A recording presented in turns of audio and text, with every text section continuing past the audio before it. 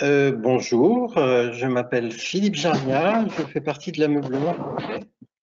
Nous sommes l'organisation professionnelle des industries de l'ameublement avec 350 adhérents dans le milieu du mobilier domestique qui est beaucoup remis en cause en ce moment avec le télétravail et tout le secteur professionnel qui a également ses évolutions dans le mobilier de bureau, la collectivité, le scolaire, la ville avec le mobilier urbain et notre secteur qui nous intéresse aujourd'hui, le secteur du contract, avec donc des fabricants, des agenceurs, des ateliers de haute facture, des éditeurs, des upcyclers, des équipementiers, etc.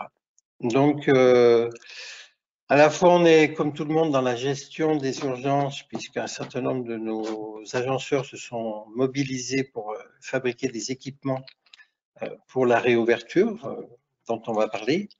Et puis, la prospective nous intéresse également et c'est pour ça que nous avons entamé ces entretiens sur le contract avec des partenaires avec qui nous travaillons d'habitude. Voilà. Alors, en termes d'organisation, vous arrivez au fur et à mesure des minutes là. Vous avez devant vous la possibilité de nous envoyer des messages ou des questions. N'hésitez pas à faire vos commentaires et à nous poser vos questions. Je vais lancer également un petit sondage. Je clique sur le machin. Hop. Voilà, vous avez un petit sondage qui va apparaître. Sondage ouvert, voilà. Et on aura les résultats à la fin de la session et je vous les enverrai en même temps. Nous sommes là pour entamer un dialogue, ce qui nous paraît extrêmement important.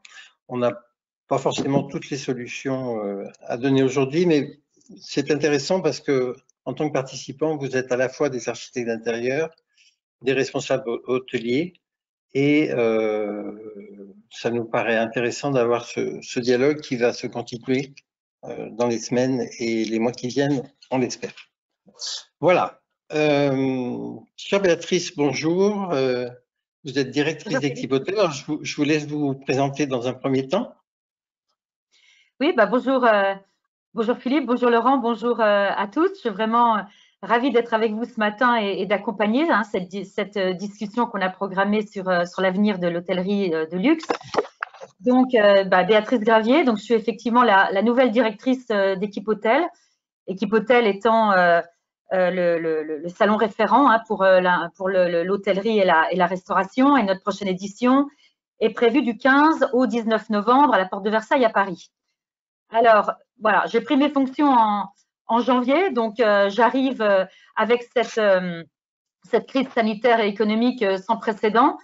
Alors, ça fait un peu peur et en même temps, je le vois comme une réelle opportunité de prendre notre rôle en tant que salon du secteur pour véritablement trouver les pistes et accompagner toute cette profession qui est en difficulté cette année pour les amener vers la voie de la relance et faire partie de tout ce dispositif qui est en train de se mettre en place pour relancer la profession.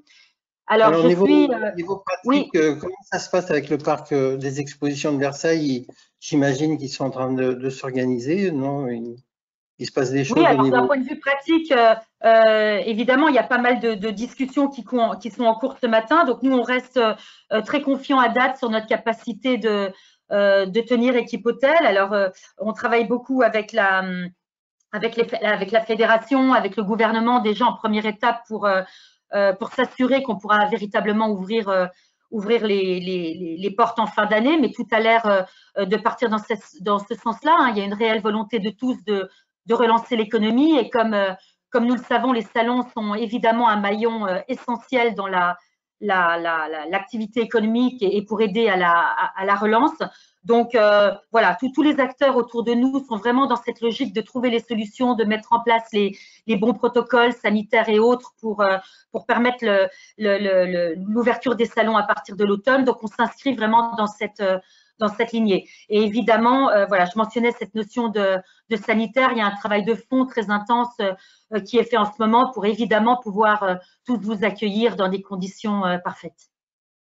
Alors, comment se passe le positionnement du salon? Et finalement, vous êtes en train de pas le changer radicalement, mais peut-être de prendre en compte l'actualité finalement.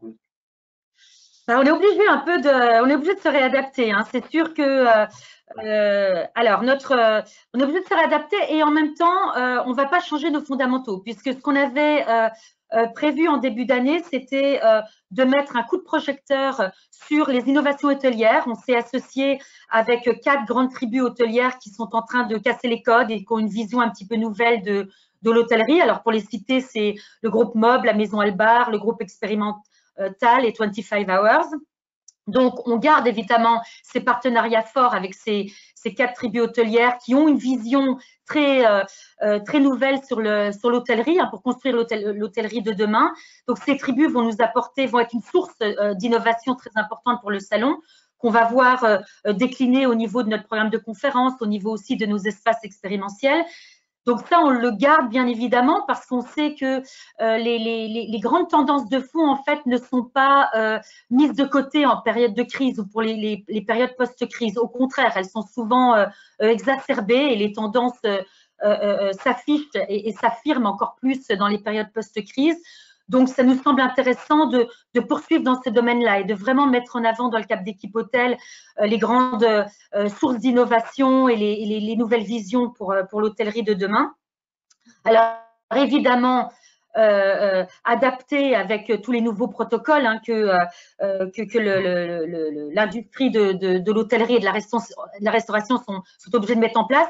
Alors, c'est un avantage aussi pour nous parce qu'on est également obligé de les mettre en place dans le cadre du salon.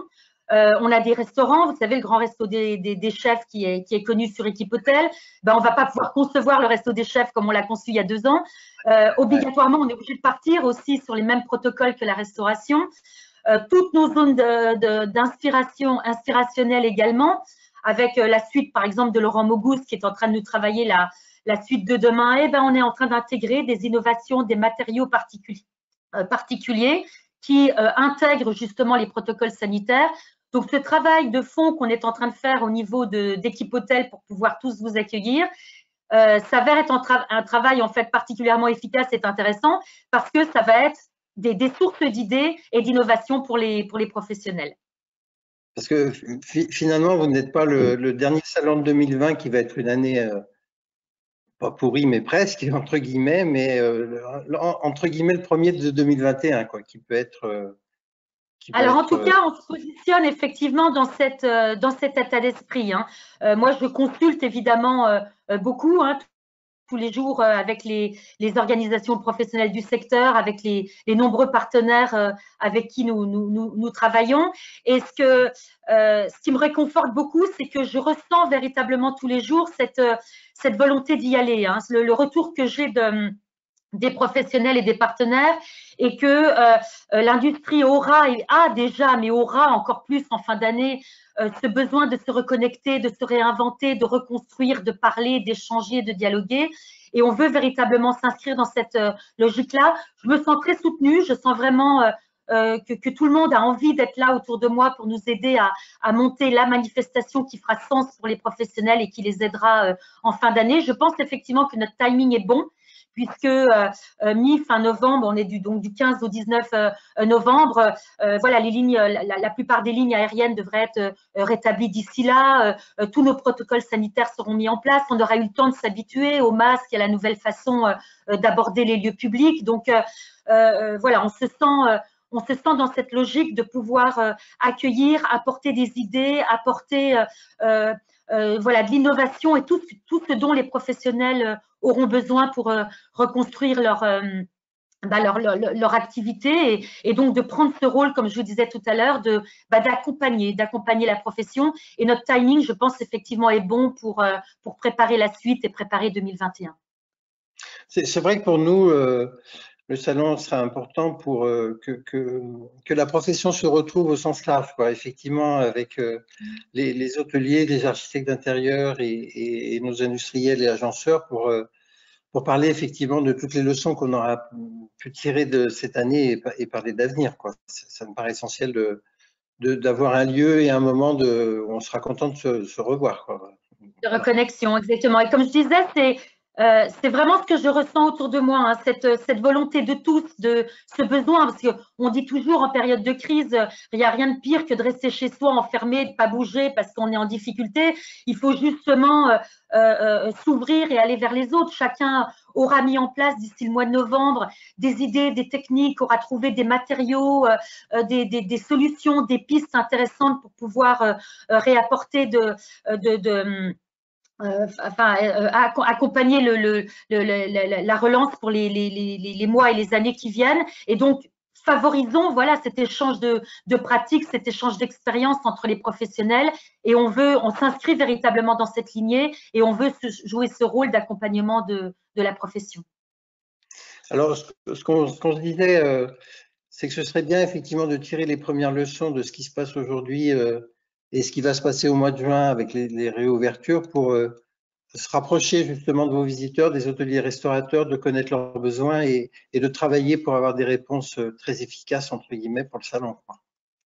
Bien sûr. Alors, comme je vous disais tout à l'heure, évidemment, ça ne va pas être un équipe hôtel standard. On garde nos fondamentaux, mais on va se repositionner pour évidemment tenir compte de la dureté de la vie d'aujourd'hui pour nos restaurateurs et nos hôteliers et pour les aider au maximum. Donc, on va accompagner avec un programme de contenu extrêmement puissant. On est en train de travailler sur plus d'une centaine de conférences qui vont intégrer certes les professionnels, mais aussi les politiques, les organisations professionnelles, des psychologues, des chercheurs, des architectes, des designers, tous des spécialistes en nouvelles technologies et autres. Donc, on va vraiment rassembler toute la profession autour d'un programme de conférence et de contenu très fort. Donc, ça, c'est un axe important qu'on va développer cette année. Bon, je vous disais aussi tout ce travail au niveau de ces zones inspirationnelles qui sont une des forces d'équipe hôtel et qui vont encore plus être adaptées pour pouvoir répondre aux nouvelles normes et être source d'inspiration pour les professionnels. Béatrice, comment on peut réagir par cette crise? Bon, il y a des opérations un petit peu d'urgence. Alors, je ne sais pas, ce matin, on commençait à parler du mois de juin pour réouvrir. Bon, faut d'abord s'équiper dans les premières urgences. Et puis, après, il y a une réflexion sur l'état des hôtels de luxe qui sont normalement fréquentés par une clientèle étrangère qui va être absente pendant les premiers mois là, qui viennent et par une activité de tourisme d'affaires qui, pour l'instant, il n'y a plus de salon, il n'y a plus de congrès, donc c'est beaucoup de difficultés, non? Oui, évidemment, ce qu'on anticipe, c'est une reprise qui va se faire étape par étape, hein. Effectivement, c'était les annonces d'hier avec la réouverture à partir du 2 juin en zone verte. Donc, c'est une première étape. Après arrivera effectivement l'ouverture globale des établissements, les vacances d'été qui ont été confirmées. Donc, ça permettra effectivement aux hôteliers d'avoir une activité cet été. Alors, ça va évidemment pas être révolutionnaire et rattraper tout ce qui a rattrapé, hein. Tout ça va se faire beaucoup plus chronologiquement et beaucoup plus doucement. Mais voilà, ça met des maillons en place et ça fait avancer.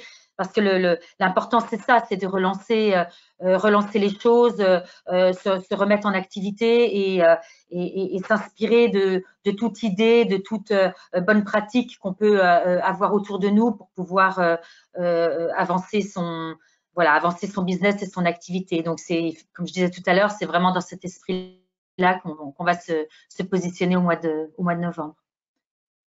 Vous avez des relations avec tout le monde du tourisme, entre guillemets, avec Atout France, avec le ministère pour discuter de toutes ces questions? Parce que finalement, on est tous un petit peu dans le même bateau, là, dans cette histoire, hein.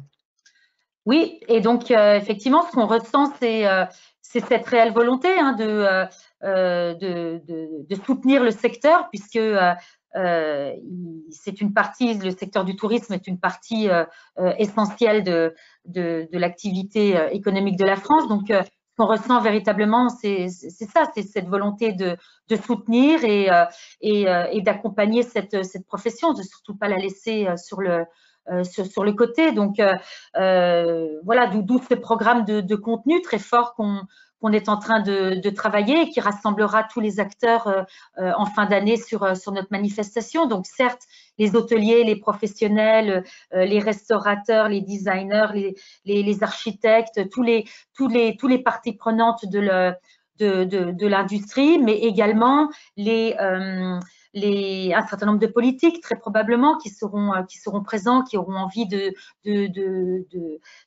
passer des messages, les organisations professionnelles, bien évidemment, hein, qui nous accompagnent, qui sont des partenaires forts.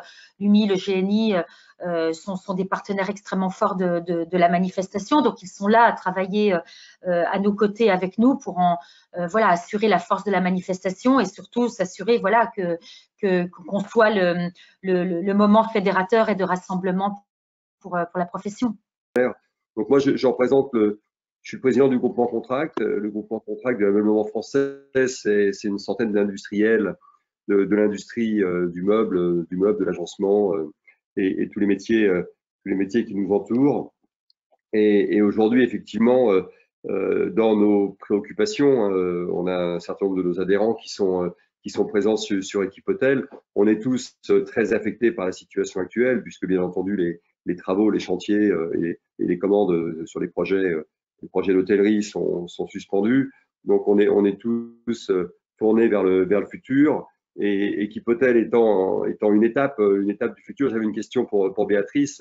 Béatrice, à ce stade, est-ce que vous pouvez nous faire un point de la situation des inscriptions et comment vous voyez la fréquentation sur le salon compte tenu de l'évolution des inscriptions dans le contexte?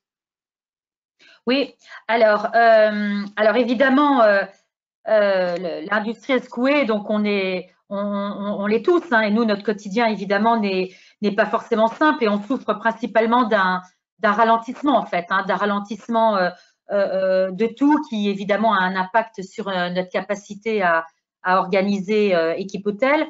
Alors, toutefois, Équipe Hôtel, c'est une manifestation qui a lieu tous les 2 ans. Donc, la dernière édition était en novembre 2018. Nous, on relance notre organisation et nos commercialisations dès la fin de l'édition d'avant. Hein. Donc, c'est un process qui est déjà entamé depuis 1 an et demi.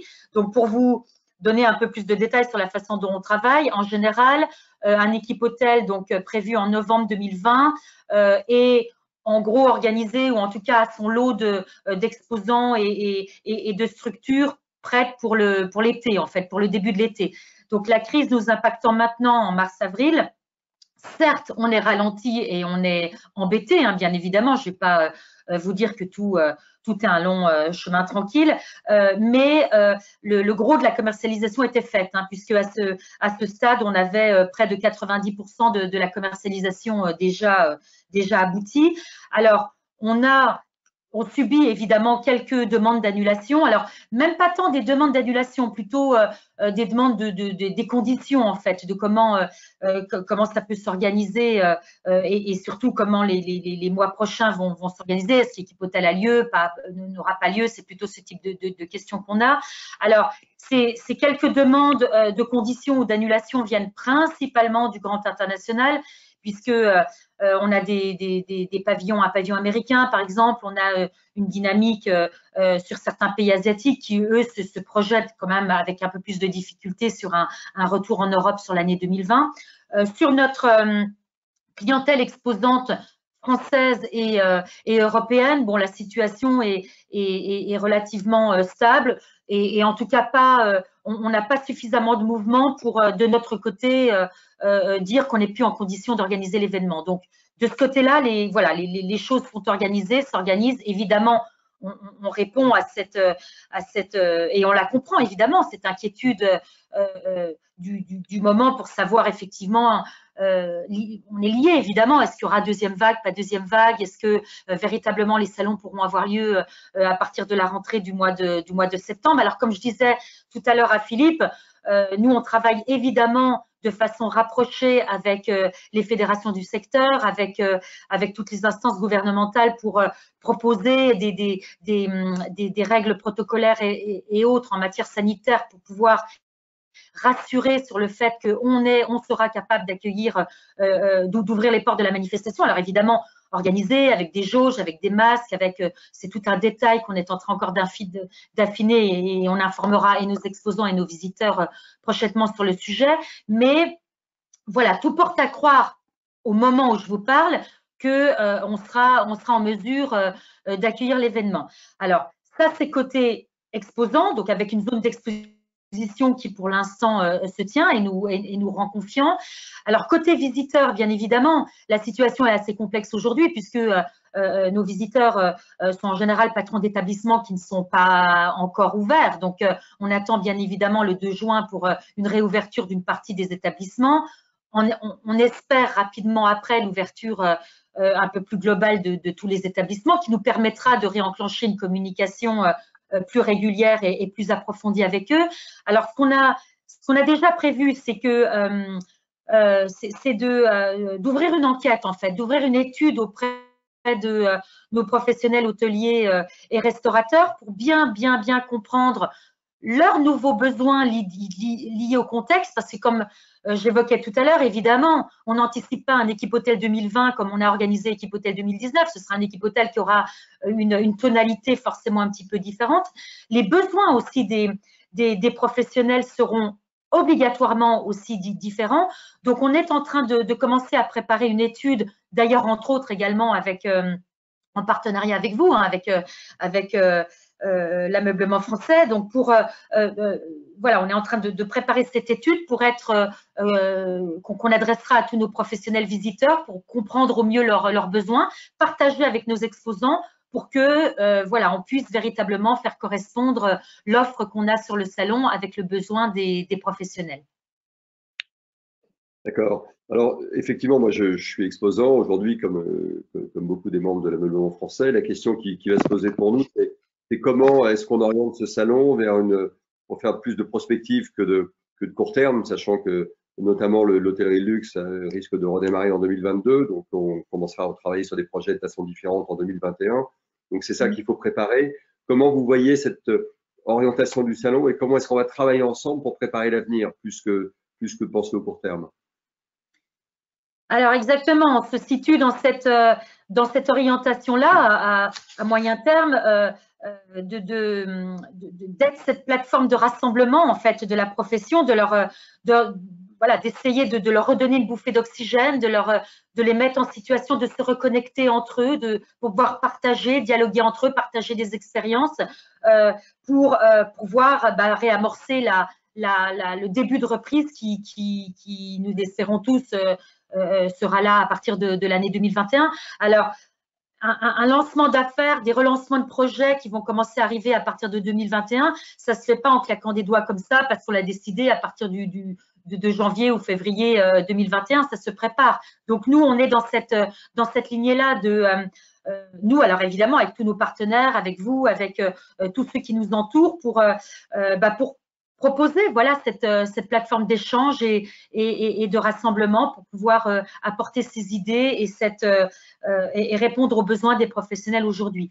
Alors comme je le mentionnais également tout à l'heure, on va avoir un positionnement qui va être aussi très contenu, peut-être beaucoup plus contenu qu'on l'était dans les années précédentes, puisqu'on prévoit des tribunes d'expression, des tribunes de conversation entre les professionnels, les politiques, les organisations professionnelles et même au-delà, hein, puisque on est en train aussi de rassembler des psychologues, des chercheurs, des universitaires. Vous voyez, on essaye véritablement de réfléchir un petit peu out of the box et d'intégrer aussi auprès des professionnels de l'hôtellerie et du tourisme d'autres professionnels qui ont un regard aussi un petit peu différent. On croit beaucoup à ça à Équipe Hôtel, c'est la force peut-être du regard extérieur. Et donc, on va aussi travailler beaucoup à mélanger nos professionnels nos partenaires de l'industrie avec un certain nombre d'experts qui ne sont pas forcément de l'industrie et du milieu, mais qui pourront apporter aussi un regard neuf et quelque chose de nouveau et de frais pour aider nos professionnels. Je vous propose aussi qu'on finisse tranquillement cette discussion, mais qu'on propose aux gens qui nous écoutent de rappeler Laurent à un moment où sa connexion sera meilleure, de faire un petit enregistrement et on pourra envoyer à nos auditeurs une conversation que je vais faire peut-être en privé, qu'on va enregistrer puis qu'on leur enverra parce que là, manifestement, on a été un petit peu pris par la technique. Par la technique, ouais. Laurent? Ouais, non, il est. On va se rappeler. J'ai enlevé la caméra, au cas où. Non, mais je crois que bon, des fois, c'est des histoires à 1 heure d'intervalle, ça peut beaucoup bouger parce que beaucoup de monde utilise bien sûr les réseaux. Si vous voulez bien, Laurent, on va se rappeler, je sais pas, dans l'après-midi et puis réaliser un petit enregistrement. Ça vous seriez d'accord? Je pense qu'il est d'accord. Tout à fait, oui. Oui. Ok, super. Oui, Philippe, oui. peut-être un dernier élément? Ben, je crois que Philippe, il y a un sujet qui t'intéresse et qui est l'espace de l'ameublement français sur le salon. Je crois que c'est vraiment un lieu qu'il va falloir utiliser pour changer les comportements, en tout cas essayer de faire collaborer et travailler ensemble les architectes, les designers, les investisseurs sur des projets 2021, 2022 et de faire du collectif. Donc peut-être que tu peux nous parler de cet espace et profiter de ce moment pour parler de cet espace. En fait, on va avoir 2 temps, voire même 3, c'est-à-dire la première approche, elle est aujourd'hui parce que tous nos agenceurs sont sollicités pour mettre des barrières, des protections. Tout le monde cherche du plexiglas parce qu'il y en a plus. Enfin, il y a cette espèce d'affolement qu'il faut maîtriser, hein, parce que les restaurateurs ont besoin d'ouvrir, ils ont besoin de mettre en place des équipements sur le trottoir pour faire de la vente à emporter. Enfin, il y en a certains restaurateurs qui se transforment en boutique. Enfin, il y a plein de choses qui bougent là tout de suite. Les solutions qui sont adoptées dans l'immédiat sont, si je peux me permettre, pour certaines de l'ordre du bricolage. Et il va y avoir certainement un deuxième temps où on va se dire, bon, effectivement, essayons d'organiser le restaurant ou l'hôtel de manière un peu plus efficace pour faire face à cette nouvelle demande. Et puis, il y a la prospective. Donc, la prospective, c'est est-ce que les changements de fond, comme on évoquait tout à l'heure sur les aménagements des chambres, sur l'assortiment des services, etc., là, on a besoin de beaucoup discuter ensemble parce que il y a des choses qu'on ne peut pas maîtriser dans le comportement des gens et on ne sait pas les changements fondamentaux que ça peut avoir. Avant d'avoir un vaccin et après, est-ce qu'on va revenir tout à fait les mêmes? Et là, on a besoin vraiment de ces tables rondes. Donc, on avait commencé il y a 2 ans par cet espace de conférences et d'échanges. L'idée, c'est pas des grandes conférences avec des gens assis en auditeur, mais plutôt des moments de partage. Et je crois que ce qui a été fort apprécié, c'est justement que pour gagner certaines luttes, ça se fera effectivement avec cette complémentarité de co-réflexion. Donc, l'espace de l'ameublement français, ça sera un espace d'échange et de réflexion qui sera préparé par cette enquête, parce que ça sera important d'avoir le ressenti, et puis par l'actualité qu'on aura à ce moment-là à échanger. Parce qu'il y a des pistes que j'évoquerai tout à l'heure en conférence privée, entre guillemets, avec Laurent, mais ces positionnements vis-à-vis des designers, vis-à-vis des populations, vis-à-vis des nouveaux services, des nouveaux comportements, tout ça, il y a des pistes qui sont intéressantes, qui sont passionnantes et très influentes sur nos métiers d'architecture d'intérieur et d'aménagement. Donc, ça nous laisse 6 mois. À la fois, c'est très loin, mais ça va arriver très vite. Et je pense que les offres qu'on va présenter sur nos espaces sont différentes de ce qu'on pensait il y a 3 mois, quoi. Voilà. Donc, beaucoup de travail devant nous là. Je rebondis, je t'entends parler, Philippe, effectivement, de cette ruée sur le plexiglas en ce moment. On entend aussi parler des films pour fleurs là, qui est en train d'essayer d'être utilisé. Alors ça, effectivement, on cherche là de solutions à court terme, mais je suis assez d'accord avec toi. D'ici quelques mois, ça va se structurer aussi un petit peu plus. Et nous, on s'inscrit justement dans cette dynamique-là, puisque dans tous nos espaces expérientiels sur Equipotel, on est évidemment obligé d'intégrer toutes ces normes de distanciation. Et donc, on est en train en ce moment de sourcer tous des produits particulièrement innovants, des solutions innovantes qui vont permettre de travailler cette distanciation. Donc, j'entends parler du plexiglas, mais nous, on travaille par exemple sur des plaques acryliques de protection en formulation chirurgicale. Alors, on travaille avec la société française, ils sont sur Lyon, tu dois les connaître, Philippe, c'est d'Acryl, une belle société française qui travaille sur ces plaques acryliques de protection. Donc voilà, on est en train de sourcer ces matériaux différents, innovants, on est en train de les intégrer dans tous nos espaces expérimentiels. Et donc pour tous ceux qui d'ici le mois de novembre n'auront peut-être pas encore totalement trouvé les idées parfaites pour gérer ces questions de distanciation, Equipotel sera une source, une source inspirationnelle et d'idées assez importante, parce que c'est ce que tu dis, ça tâtonne beaucoup aujourd'hui. D'ici le mois de novembre, beaucoup de choses seront beaucoup plus installées et établies. Tout sera présenté sur Equipotel, donc ça peut être véritablement aussi une belle opportunité pour les professionnels de venir découvrir toutes ces innovations et tous ces produits disponibles pour répondre aux nouvelles normes. Oui, puis nous, on a l'apport de notre centre technique, le FCBA aussi en la matière. Donc, on aura plein de choses à montrer. Voilà, il y aura de quoi faire et à montrer. Au niveau des questions, sur la partie qui intéresse Equipotel et Béatrice, il y a des choses qui sont remontées. Alors oui, il y a eu des questions auxquelles justement Béatrice avait déjà répondu. Il y a quelques questions relatives à la mise en place pour garantir la sécurité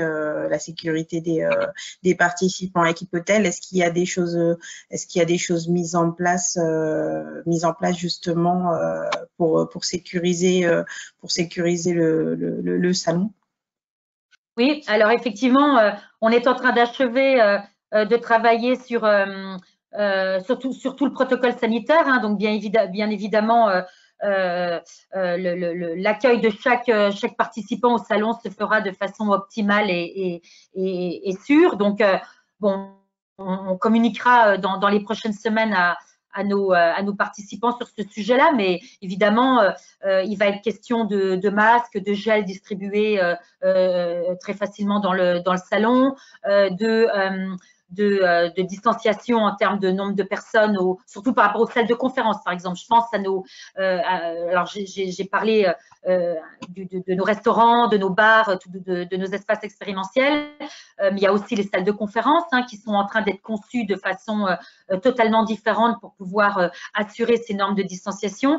Après, on parle probablement de jauge au niveau des halls. Alors, tout ce qu'on entend pour l'instant, une fois de plus, nous rassure véritablement sur notre capacité d'accueillir, même si on accueille traditionnellement plus de 110 000, autour de 110, 120 000 participants sur Equipotel. Donc, c'est une très, très grosse manifestation qui accueille un public très large. Mais comme on est répartis sur plus de 5 halls, voilà, les règles qui sont en train d'être établies devraient tout à fait nous permettre de pouvoir accueillir tous nos participants répartis sur les 5 jours de la manifestation et sur 5 halls différents. Mais une fois de plus, un protocole est en train d'être écrit et sera évidemment très largement partagé auprès de tous nos exposants, nos partenaires et nos visiteurs. Ok. Samia, rien d'autre? Non, en ce qui concerne Equipotel, non, il y a plus, il y a des questions qui s'adresseront plus à Laurent sur le luxe. Merci Béatrice beaucoup de ce moment. Merci beaucoup, merci à toi. pour avec l'avoir nos organisé. Ouais. les internautes et puis nos auditeurs. Et puis, on va organiser la suite. Bonjour Laurent. Bonjour Philippe. Bonjour à tous. Merci d'être avec nous. Un petit mot peut-être de présentation, Laurent. Vous êtes très spécialisé dans l'hôtellerie de luxe. Oui, ça fait à peu près une vingtaine d'années que j'agis dans ce secteur. Je m'intéresse beaucoup aux questions de l'hôtellerie de luxe du moment et puis toujours à se projeter dans les 10 prochaines années. Et c'est ainsi que j'accompagne des dirigeants dans leurs projets de création d'hôtels ou de rénovation d'hôtels. Et puis, je coach aussi des fois des dirigeants sur justement préparer le monde de demain dans ce secteur-là. Et puis, je partage sur une tribune, mon site, des informations, des interviews sur ce secteur. D'accord. Alors, comment va-t-il ce secteur-là? Comment il a vécu la crise? Bon, tout le monde est fermé, j'imagine, et ça doit poser d'énormes problèmes, non? C'est un choc. C'est un choc pour les entreprises, mais c'est aussi un choc, je pense, à titre personnel pour tout le monde, pour tous ceux qui travaillent dans l'hôtellerie. Un hôtel, c'est une famille. Un hôtel, c'est vraiment un lieu qui est ouvert 7 jours sur 7, 24 heures sur 24, où se relaient 3 équipes par jour pour le service de clients. Et je pense à toutes ces personnes, se retrouver chez soi, c'est pas le meilleur moment pour eux dans leur expérience d'hôtelier. Ensuite, c'est un choc parce que ça nous fait prendre conscience de beaucoup de choses, je pense, beaucoup de choses sur notre mode de vie, sur notre fonctionnement et qui vont forcément interagir dans les mois suivants dans notre façon de consommer et aussi bien pour la clientèle de l'hôtellerie de luxe qui est aujourd'hui clouée au sol, puisqu'il faut bien savoir que dans un hôtel de luxe, la représentation internationale est plus de 70% en général, voire beaucoup plus, mais dans cette zone-là, donc forcément pas d'avion, pas de clients et c'est assez fermé. Contrairement à l'hôtellerie en France 2 et 3 étoiles, où là, ils ont plutôt 70% de Français. Donc forcément, quand on va pouvoir reprendre, cette clientèle va revenir dans les hôtels. Mais ça va être beaucoup plus difficile pour l'hôtellerie luxe. Et on parle d'une reprise normale, si tout va bien dans les mois à venir, en 2022. Donc, ça veut dire que potentiellement, théoriquement, entre guillemets, l'hôtel a un potentiel que 30% de son volume parce qu'il y a 70% d'étrangers qui ne sont pas là, quoi. Oui, et c'est un choc économique aussi. Énorme. Alors, l'hôtellerie de luxe va être la première touchée. Est-ce que vous pensez que des entreprises qui ont l'habitude d'organiser des comités de direction, des cocktails, des réunions, vont le faire dans les prochains mois? Même des entreprises françaises qui sont proches de ces hôtels ne vont pas le faire parce que ce n'est pas le moment, quand on va licencier malheureusement un grand nombre d'emplois, d'aller dans ce genre d'établissement également. Donc, je pense qu'ils ont envie quand même de réouvrir parce qu'effectivement, un hôtel, ce n'est pas fait pour être fermé. Ils vont certainement, l'hôtellerie va se recentrer sur une clientèle française.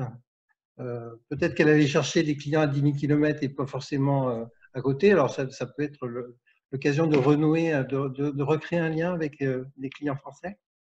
Oui, tout à fait. Alors déjà, il y a des hôtels qui ont déjà réouvert. D'accord. Donc, on peut y aller. Je pense que l'hôtellerie doit vraiment se réinventer. Ce modèle économique, avant que des chambres, de la restauration, du bien-être, c'est toujours risqué puisqu'il y a toujours des cycles. On a connu la crise de la guerre du Golfe, la crise des subprimes, on a eu les attentats à Paris, après il y a eu les gilets jaunes, il n'y a pas si longtemps les manifestations. Et à chaque fois, il y a un impact sur cette entreprise.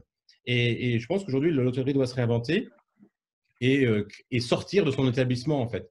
J'ai pu voir des bonnes idées émerger récemment. Par exemple, il y a des restaurants, des grands restaurants étoilés, qui ont proposé à leurs clients de leur livrer leur nourriture. Et donc, je me dis, tiens, demain, l'hôtellerie pourrait aussi se réorganiser. Quand on a une marque et une renommée, on peut très bien créer aussi, pourquoi pas, un service traiteur, un service d'envoi de chef à domicile. Il faudra respecter effectivement les conditions sanitaires. Mais même aller plus loin, aujourd'hui, un hôtel, il a une communauté en fait, de clients. Et dans cette notion de client, moi je le vois plus comme une communauté d'individus qui ont des goûts, qui aiment aller dans cet hôtel-là. Quand par exemple vous êtes en contact avec un sommelier que vous appréciez et qui va vous faire découvrir à chaque fois que vous allez dans l'hôtel différents vins, pourquoi pas l'hôtel pourrait également vendre des vins en ligne, la recommandation de son sommelier et de commercialiser. Vous savez, je dis souvent que l'hôtellerie, c'est bien recevoir, mais ne sait pas vraiment vendre. contrairement, un magasin sait bien vendre, mais ne sait pas toujours recevoir. Sauf que les 10 dernières années, on a vu beaucoup de progrès dans les magasins. On voit même des fois des cafés dans des magasins, une réorganisation complètement des magasins qui ont été justement sur cette expérience hôtelière. Je pense que l'hôtellerie doit aller maintenant aussi dans cette expérience de vendre à cette communauté ses services. Dans votre secteur, par exemple, si on apprécie un lustre, un design de meuble, souvent, des fois, on va essayer de savoir qui a fait ce meuble-là pour pouvoir se l'acheter, ou si ce n'est pas acheter cette collection qui va être exclusive à l'hôtel, pourquoi pas l'acheter, en tout cas, des choses différentes, mais du même designer. Et là encore, l'hôtel pourrait très bien avoir ça. Ça existe déjà. Il y a des marques qui ont des sites, des boutiques en ligne où vous pouvez acheter à la fois la confiture qui est servie au petit déjeuner, le surmatelas, le matelas, le lit de l'hôtel, ou ce genre de choses, ou le linge de la salle de bain, par exemple, le linge de bain. Mais je pense qu'il pourrait aller plus loin dans ce sens-là. Oui, c'est vrai qu'on a vu soit du co-branding, c'est carrément effectivement des marques qui arrivaient dans l'hôtel, soit une importance très grande donnée à une signature du design ou de l'architecture, et là, il y a des produits dérivés. Mais ces produits dérivés, aujourd'hui, ils représentent pas grand-chose, entre guillemets, dans le chiffre d'affaires d'un hôtel en général. Non, mais c'est peut-être l'occasion de se replonger dans une manière de mieux vendre, de mieux commercialiser. Effectivement, ce n'est pas l'essentiel. Il faut bien comprendre aussi dans un hôtel, contrairement par exemple à des meubles, les meubles qui n'ont pas été vendus pendant ces 2 mois peuvent être vendus demain et quand ça va reprendre. Mais c'est vrai qu'une nuitée, comme on dit, une chambre qui n'a pas été réservée, enfin qui n'a pas été louée hier et avant-hier et là pendant 2 mois, elle sera jamais, cette possibilité de gagner cet argent, il est complètement perdu. Donc ça, c'est vrai que la priorité d'un hôtel est de vendre, et demain, ça restera bien sûr de vendre des chambres, mais il peut aussi envisager d'autres services. Regardez l'explosion qu'il y a eu ces 20 dernières années sur les conciergeries d'entreprise. Quand on a vu les conciergeries d'entreprise se créer, qu'est-ce qu'ils ont été faire? Ils ont été chercher des concierges d'hôtels pour proposer leurs services aux entreprises. Pourquoi ne pas imaginer ces grands palaces, avec ces grandes renommées, avec ce savoir-faire de s'occuper de ses clients et de proposer des services de conciergerie en parallèle de l'hôtel? Forcément, mais au-delà du co-branding, c'est vraiment, bien sûr, ça peut être outsourcé en dehors de l'hôtel, puisque c'est des services qui se font à distance, mais c'est ça que l'hôtellerie devrait vraiment se poser des questions et s'élargir, parce que même en temps de crise, voilà, s'il y a d'autres services en parallèle, ben, ils peuvent continuer d'avoir un petit coussin de chiffre d'affaires qui peut arriver. Parce que les crises, elle est là aujourd'hui, il y en aura d'autres. Est-ce que, parce que j'ai eu l'impression que dans les derniers concepts, on mettait beaucoup l'accent sur les lobbies en organisant des concerts, des expos, etc. Enfin, on recentrait plus sur le côté un peu festif et rencontres. Là, on a peut-être le sentiment que les gens vont passer peut-être plus de temps dans les chambres pour manger, pour travailler, pour faire une visioconférence. Enfin, on va peut-être redonner de l'importance à la chambre, non? Alors, oui, et je dirais tant mieux. C'est sûr que les 10 dernières années, on a été sur l'ouverture, le partage de liens, la rencontre, des lobbies ouverts, où au contraire, on fait parfois des chambres plus petites, mais avec des espaces. Ça, c'est surtout vu dans les hôtels de 3 ou 4 étoiles. Dans le 5 étoiles, la chambre est énorme. Mais je pense effectivement que demain, la chambre va reprendre de l'importance. Et tant mieux. Pourquoi ? On oublie parfois l'objet de la chambre. La chambre est l'endroit pour se ressourcer, pour se reposer, pour se remettre en énergie quand on vient. Qu'on vienne pour des vacances ou bien pour travailler, et quand on est en décalage horaire, quand on va dans cette hôtellerie de luxe, c'est vraiment pour cette notion de bien-être et de se ressourcer. Donc la question de bien dormir est essentielle. Mais c'est aussi des lieux de vie. Et effectivement, par exemple, je vais vous donner un exemple. Il y a 4 ans, au salon Équipe Hôtel, justement, on a organisé avec le cabinet AW2 la chambre du futur qui s'appelait Origine, qui était biosourcée, qui était en phase avec l'environnement et qui permettait justement de se reconnecter. Et dans cette chambre-là, on allait travailler beaucoup la modularité. Et je vois bien demain différents types de chambres dans les hôtels. Des chambres où il y aura des cuisines, où la personne pourra venir en famille, pouvoir cuisiner, ou bien dans l'hôtellerie de luxe, faire appel à un chef sur place pour cuisiner. Quand on est une famille avec des enfants de moins de 10 ans, ou même ados, On n'a pas forcément envie d'aller tous les jours au restaurant, qui plus est gastronomique. Donc, de pouvoir quand même être dans la ville, profiter du lieu de l'hôtel, mais se retrouver entre soi dans cette chambre, c'est une possibilité. Aussi, Donc, la possibilité pour un businessman donc, je peux avoir des besoins ou pour un différents. businessman de venir travailler. Oui, tout à fait, c'est ce que j'allais dire. On peut avoir des besoins différents et aller quand même dans un même endroit pour dire je viens avec ma famille un week-end, je viens dans la semaine pour une visioconférence ou passer du temps. Ça peut être des chambres différentes mais dans un même lieu. C'est le point crucial quand je travaille avec un investisseur. Je lui dis toujours, avant d'aller voir l'architecte, il faut faire un cahier des charges très précis de ce que vous voulez faire demain dans votre hôtel. On ne peut pas accueillir tout le monde. Ça ne sert à rien de vouloir accueillir tout le monde et de faire plaisir à tout le monde. Ça ne marche pas. Par contre, une fois que vous avez déterminé votre style et votre niveau d'excellence de service, il faut aller vraiment décortiquer toutes les phases de service. Et ensuite, effectivement, une chambre va être utilisée par plein de gens très différents. Et donc, il faut penser à ça. Et donc, plus vous la rendez modulable, plus vous pouvez la rendre transformable, mieux c'est. Moi, j'ai aussi une vision sur le lit. Donc, bien sûr, dans les palaces, le lit va rester tel qu'il est, avec du confort, etc. Mais par exemple, dans des 4 étoiles ou des 5 étoiles, à un moment donné, je verrais bien le lit pouvoir disparaître, parce qu'aujourd'hui, la technique le permet, dans un mur. Et là, tout d'un coup, vous imaginez, vous retrouvez un espace de 20 mètres carrés dans votre chambre pour travailler, pour faire une réunion, pour recevoir un client, puisque on n'est plus dans cet univers intime, si, bien sûr, l'architecte a bien pensé à cette modularité. Ça, c'est des choses qu'on va pouvoir voir et pour pouvoir travailler à deux de manière confidentielle ou recevoir. Mais en tout cas, vous voyez plus la modularité que la spécialisation de chambres dans certains services pour avoir un assortiment. Après, c'est peut-être plus difficile à louer quand c'est très spécialisé. Ouais. Je dirais un peu les deux, mon capitaine. Mais effectivement, la cuisine, si on fait une cuisine dans une chambre avec un petit coin salle à manger, forcément, ça prend de l'espace. Mais il y a des choses qu'on arrive à faire. Vous voyez, on peut tirer des tiroirs, tirer des plaques qui permettent d'ajuster. On a quand même en France une créativité débordante. On a des architectes qui ont plein d'idées, qui savent dessiner, qui savent créer.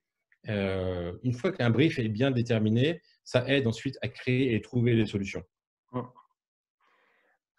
Et je m'étonnais aussi de ne pas forcément voir des marketing hyper ciblés, par exemple, je ne sais pas, sur des dirigeants d'entreprise, sur des amateurs de yoga ou des philosophes, parce qu'on peut imaginer des aménagements spécifiques, entre guillemets, pour que les gens se retrouvent en communauté.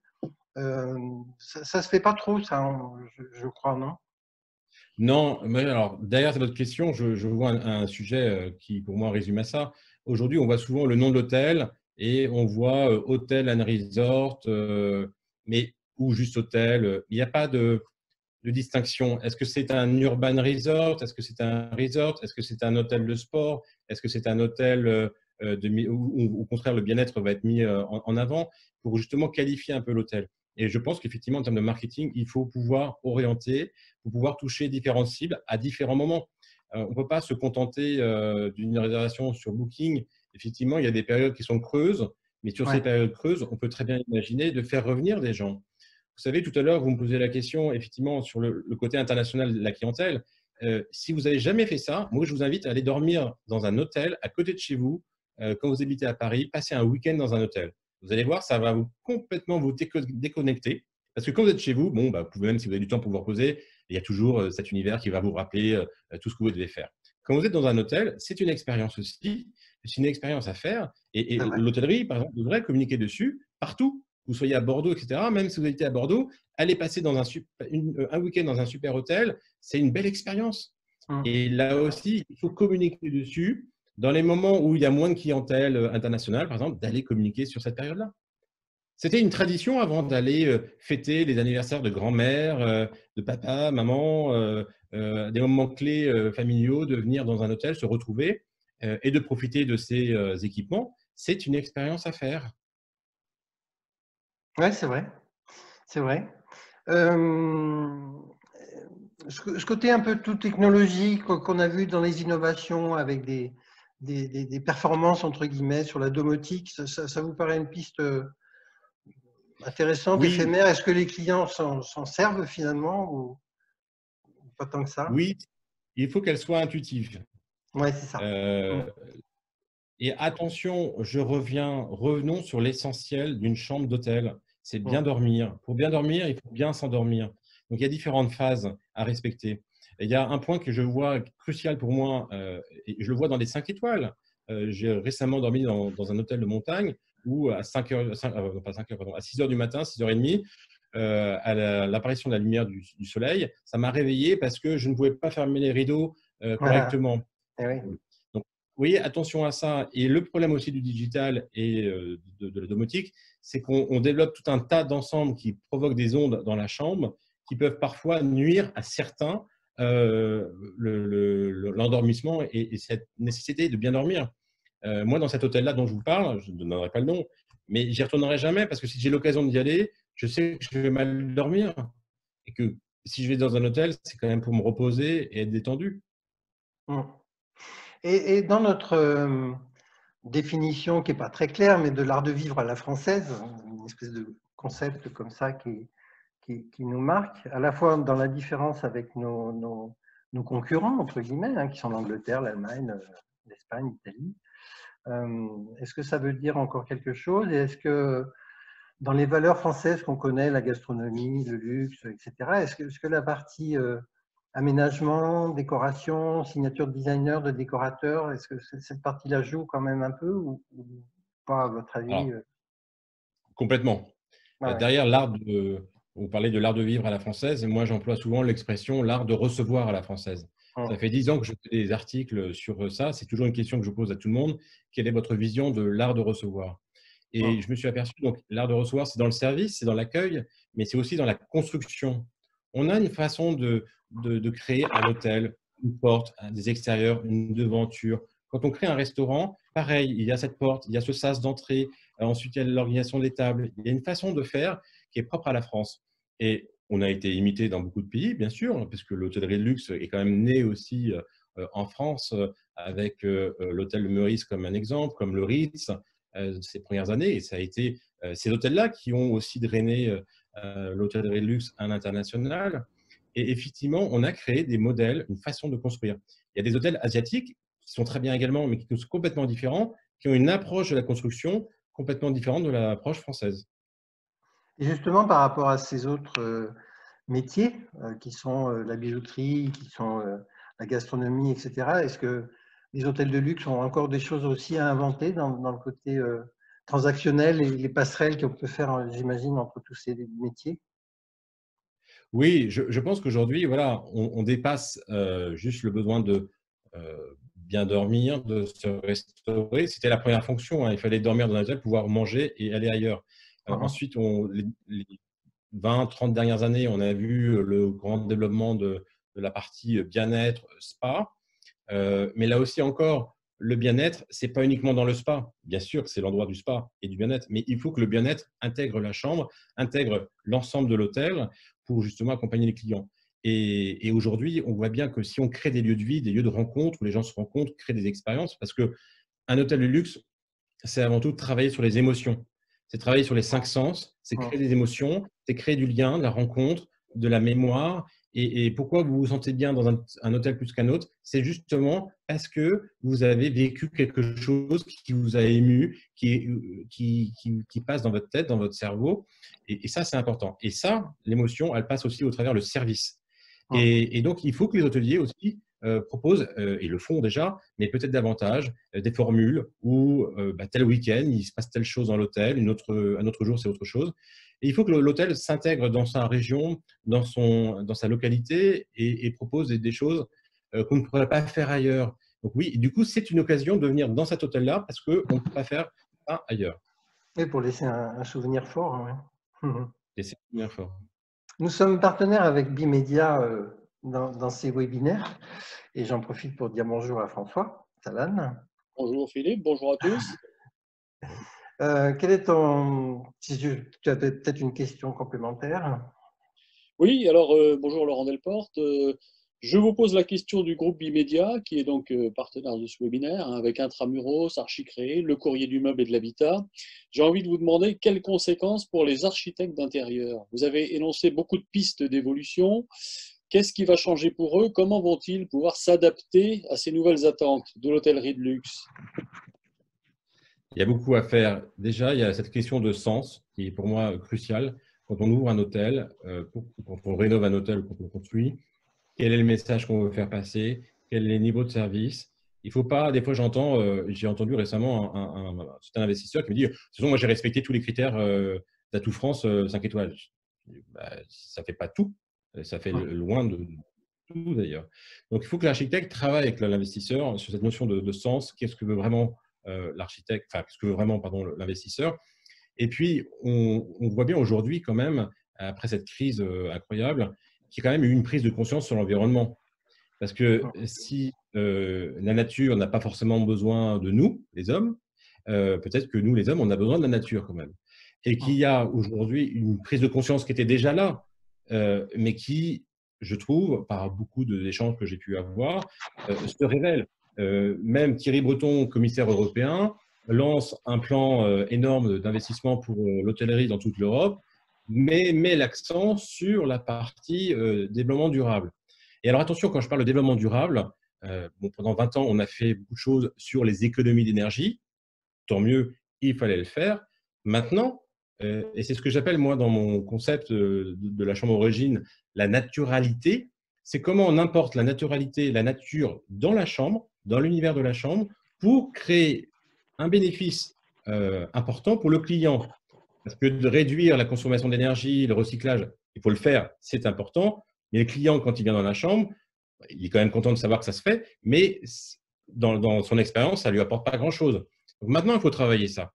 Ça veut dire qu'il faut travailler sur la restauration, ça veut dire qu'il faut travailler sur l'équipement. Évidemment, quand on voit aussi parfois où il y a des textures qui existent, qui sont des nids à poussière et qui sont des nids à microbes, dans un contexte qu'on a aujourd'hui, il faut éviter ce genre de choses. Plus on va utiliser des matériaux nobles mais naturels, mieux ça sera par rapport à l'entretien d'une chambre, à son efficacité. Il y a aussi un autre enjeu crucial pour les architectes quand ils vont monter ces chambres, c'est aussi l'aération. Il y a des hôtels où on peut largement ouvrir les fenêtres, parfois ce n'est pas le cas. Les problèmes de climatisation, et on l'a vu aussi sur des bateaux, des paquebots, d'ailleurs l'univers des croisières souffre encore plus que l'hôtellerie, puisque quand on a des maladies qui se transmettent dans des bateaux, il y a toujours cette question sur l'air qui circule dans les chambres et dans le lieu. Voilà, c'est quelques exemples qui, pour un architecte demain, devraient vraiment être considérés. Et puis, derrière ça aussi, c'est un autre point que je verrai également dans cette crise, c'est la revalorisation des métiers de service. Ouais. Regardons ce qui s'est passé pour toutes les personnes soignantes, les infirmières et tous ceux qui travaillent dans les hôpitaux. Il y a eu une prise de conscience sur ces métiers-là. Hein. N'oublions pas qu'il y a 6 mois, elles étaient dans la rue et on les regardait à peine. Il y a un vrai problème aussi en France, et je pense aussi dans votre secteur, sur les métiers manuels ou les métiers de service. Dans l'hôtellerie de luxe, je veux dire, c'est facile. Il faut avoir évidemment des budgets, mais d'investir. On a tous les entrepreneurs pour pouvoir faire des belles choses, des belles rénovations dans nos établissements. Mais l'émotion va passer par le service. Donc, il faut que les gens qui travaillent dans l'hôtellerie, ils aient des salaires corrects, et soient reconnus dans leur travail et valorisés. Et pareil, vous voyez, on a beaucoup de créativité. Il y a beaucoup de choses à réorganiser également. La façon de pouvoir manager les équipes doit changer, permettre la parole à chacun pour pouvoir s'organiser. Regardez le télétravail. Si on avait décidé le télétravail à l'avance, on aurait mis 6 mois, des plans d'action, on aurait fait des réunions et des réunions pour dire comment on va faire, comment on va s'organiser. Là, du jour au lendemain, il a fallu le faire. Vous savez, j'ai été étudiant avec un grand professeur, Robert Papin, qui nous disait au sujet de ses élèves, jetez-les à l'eau, ils apprendront à nager. C'est ce qui s'est passé là. On nous a jetés à l'eau et l'hôtellerie et tout le monde, dans tous nos secteurs, auprès des industriels, on a su être réactifs. Et j'ai aucun doute que demain, dans les futures rénovations et constructions d'hôtels, les architectes, mais pas seulement eux, avec des experts dans l'hôtellerie, avec l'investisseur, avec le manager de l'hôtel, ensemble, ils trouvent, je prône vraiment ce travail d'équipe. Je ne crois plus du tout à la réunion binaire, c'est noir, c'est bleu, c'est rouge. Non, il faut avoir des gens différents qui apportent quelque chose à la réflexion sur un concept. Samia, est-ce que nous avons quelques réactions des gens qui nous écoutent? Alors, Laurent a répondu à une grande partie des questions, mais s'il y en avait une, en tout cas, qui n'a pas encore eu de réponse, ça serait celle de Laurent Richard, qui demande si le Covid va-t-il changer la façon de sourcer pour les archifabricants?